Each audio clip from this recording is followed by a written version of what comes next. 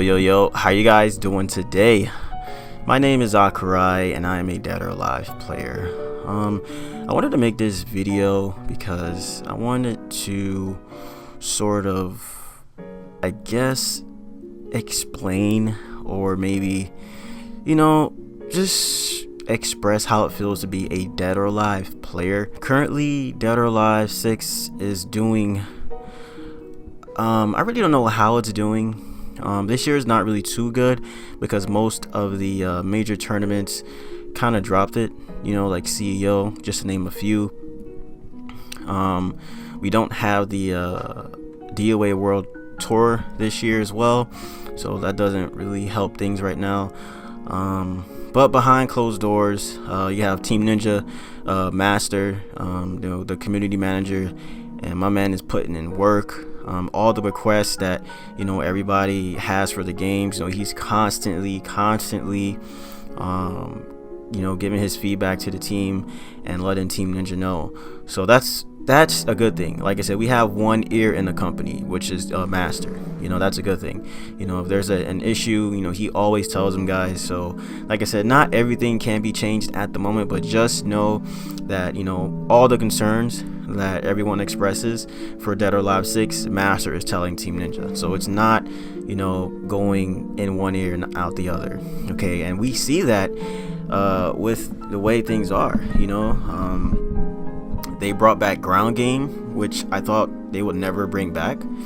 Okay, we have the option now to change hair colors. I really don't know why they're doing it for PlayStation 4, but if I had to make an educated guess, I would assume just that PlayStation has the biggest fan base. I mean, for Dead or Alive 6, if you want people to play with, I think PlayStation has the biggest fan base.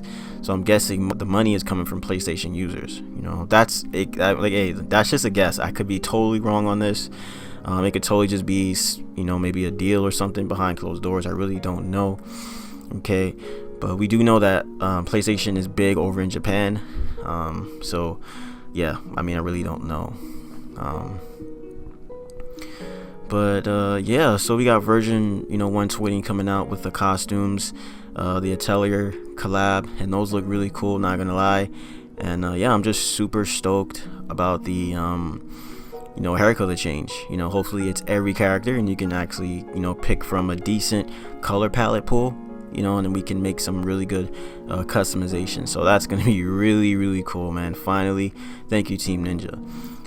But yeah, just life as a Dead or Alive player, man. I don't know, man. Like, it's a weird thing, because those who went on from Dead or Alive into other big games, they have a big name for themselves, right? First, it was Perfect Legend. He was an Evo champion, Dead or Alive 4. And he went on to become a 2-time Mortal Kombat champion. And then in comes Sonic Fox, right? Dead or Alive background with his brother Quiggles. Most of you know Quiggles, one of the greatest DOA players. And yeah, you see Sonic Fox now. He goes on to be arguably the greatest fighting game player of all time. So I think people need to give Dead or Alive players a little bit more credit, because if you think about it, Dead or Alive requires more critical thinking than any fighting game right now at the moment, in my honest opinion, because every constant step of the way you're forced to make an educated guess. Literally from the time you're stunned, Dead or Alive forces you to make an educated guess, literally every time. And if you guys know anything about critical thinking and psychology, this thing sharpens your brain really quick. This is why I believe Dead or Alive players have the most I think Dead or Alive players, when it comes to transitioning to other fighting games, they're just really good on the fly. Hey, maybe I'm wrong. Maybe it could just be, maybe it could just be talent, right? But I think Dead or Alive creates really great players, man. Even had So Sick Nash fan, he's another one. He had a DOA background, and you see his progress with other fighting games. So yeah, I just think people need to give Dead or Alive players a little bit more credit. I think we get bashed because we know the game is highly sexualized with females, and I think that kind of overshadows the players that are actually taking their time to understand the game and that are really good. Okay, like I said, man, we got some really good players, bro. And even myself, I'm not trying to throw myself in that pool of players, but I felt like if I really took my talent and went over to like Mortal Kombat or Street Fighter, that I'll be a really, really strong player. And every fighting game I played, when I went to Street Fighter, I reached like master rank and I just stopped playing. When I played MK, I reached like top 250 and I just stopped playing, and I always went back to Dead or Alive. But I always thought like, man, like if I actually took my time to actually sit down and play a different fighter seriously, I wonder how good I would get. And this is why I credit Dead or Alive players. And like I said, man, we have a lot of good players, and mostly every top player in DOA, we're all multi-talented in other fighters. Electrified Man, Excalibur Blades, yeah, just to name a few. And I know there's many of them that I'm leaving out. Hoodless, Killy, but hell, even Rakudo. We saw Rakudo, man. The dude was tearing it up on Soul Calibur. And these are all Dead or Alive players. So yeah, I just think life as a Dead or Alive player is it's kind of rough. I think you can only go so far. I think the highest you can plateau at is Master. Master did everything possible a Dead or Alive player can do, and his max was, hey, he became Team Ninja community manager, but that was his goal and that was his dream.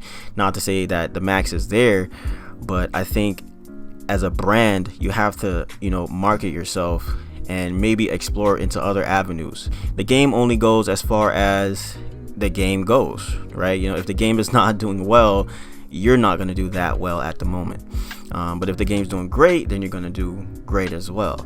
This is not saying, hey, drop DOA and get into something else. This is like, hey, do DOA, but also, hey, try to, play other games and get your name out there if that's your goal. For me, my goal is different. I really don't need, I guess, quote unquote, fame or anything like that, or revenue, because, thank God that, I have something going on in life that I'm doing really well, where money's not an issue anymore. So I make really good money, and I don't have to rely on that, so I can actually stick to what I love doing, which is Dead or Alive. I'm always going to be here. I mean, that's just kind of how it is for me.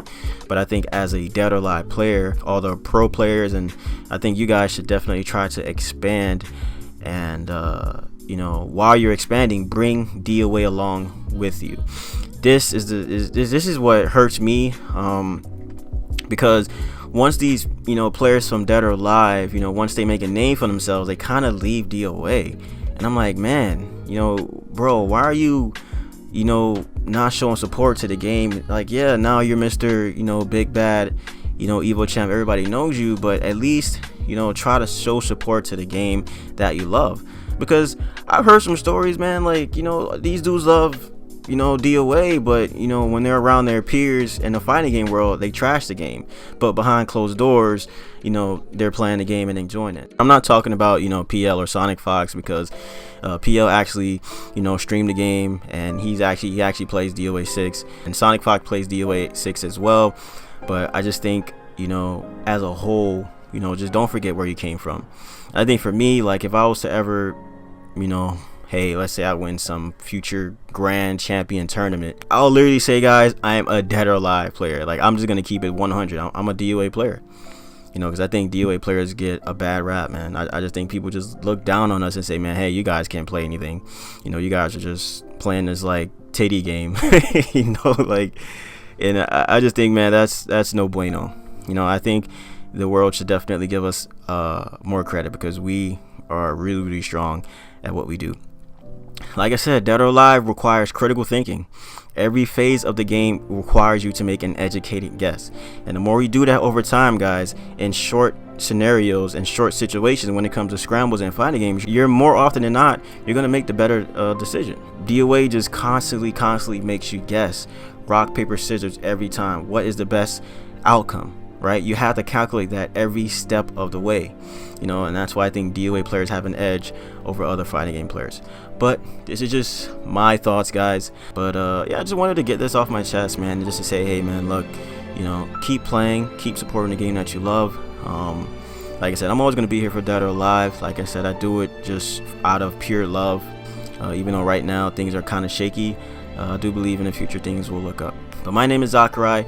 If you enjoyed the video, please leave a like and a sub. And yeah, if you want more videos like these where I just talk about topics, yeah, let me know. But yeah, it's your boy. Take care and have a good one. Peace. I don't know.